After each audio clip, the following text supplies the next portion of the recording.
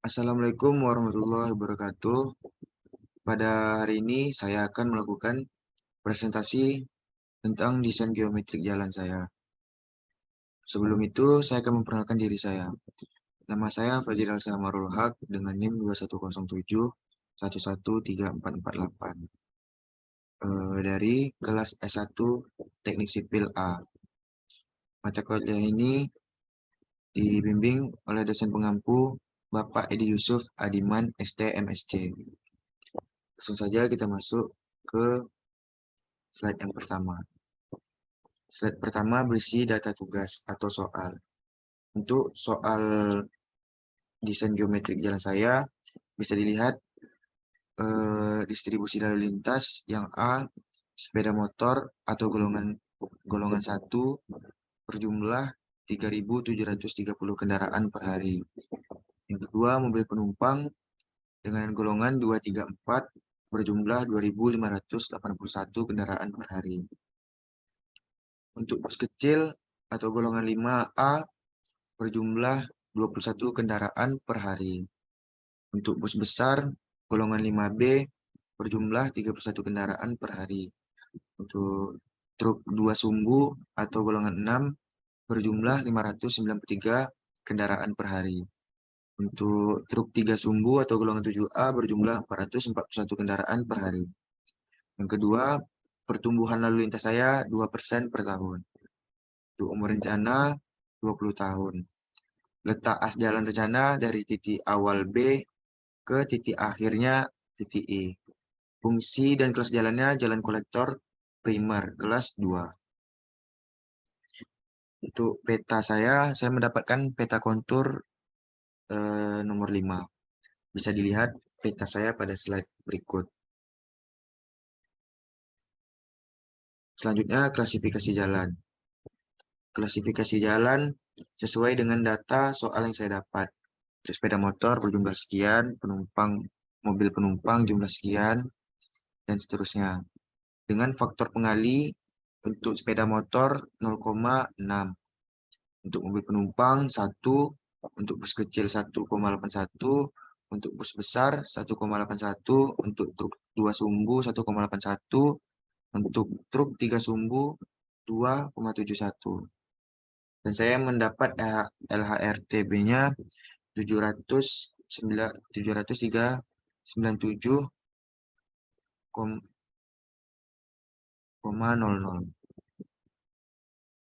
Selanjutnya diketahui untuk data saya pertumbuhan lalu lintasnya 2 selama pembangunan 3,7%, selama umur rencana 5,7%, LHR akhirnya 8.042,32. Untuk lebar jalur saya 4,5, untuk lebar bahu jalan 2, untuk lebar badan jalan saya 9.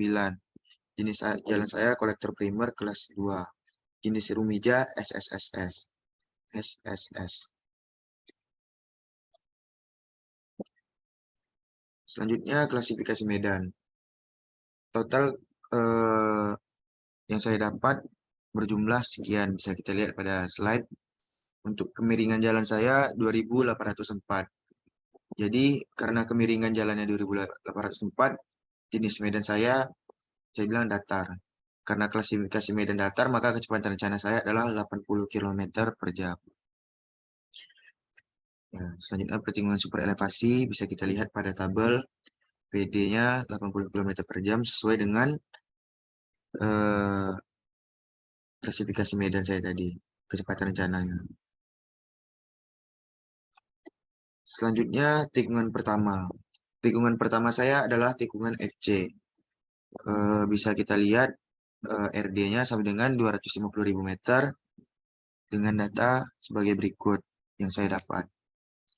P sama dengan 0,104, untuk LC-nya 56.168, dan seterusnya. Untuk tikungan kedua saya adalah tikungan SCS. Bisa kita lihat juga, saya memilih RD-nya 290.000 dan sebagainya. Untuk memilih RD ini harus ada ketentuannya. Tidak, ada yang tidak boleh lebih dari sekian, ada yang tidak boleh kurang dari sekian. Selanjutnya pertikungan super elevasi. Bisa kita lihat di sini super elevasi saya. Diagram super elevasi saya bisa kita lihat yang gambar di sebelah kiri adalah gambar tikungan pertama saya, yaitu tikungan FC saat masih berbentuk layang-layang. Yang sebelah kanannya ketika sudah jadi. Beginilah kira-kira bentuk dari tikungan super elevasi tikungan yang pertama. Tikungan yang kedua adalah tikungan SCS. Kira-kira begini bentuk awal dan bentuk sudah jadinya. Ketika bentuk masih layang-layang dan bentuk ketika sudah menjadi super elevasi. Selanjutnya untuk stationing saya mengambil jarak tiap per STA-nya per 50. Jadi bisa kita lihat pada tabel berikut ada kira-kira 32 titik untuk stationing saya. Dengan jarak setiap STA berjarak 50. Bisa kita lihat juga stationing saya ketika diplot ke AutoCAD bentuknya seperti ini. Ya begitu kira-kira. Selanjutnya kita masuk ke long. Untuk long yang saya upload dengan data berikut, data yang saya ambil juga dari data stationing elevasi tanahnya, dan kita mendapat PL.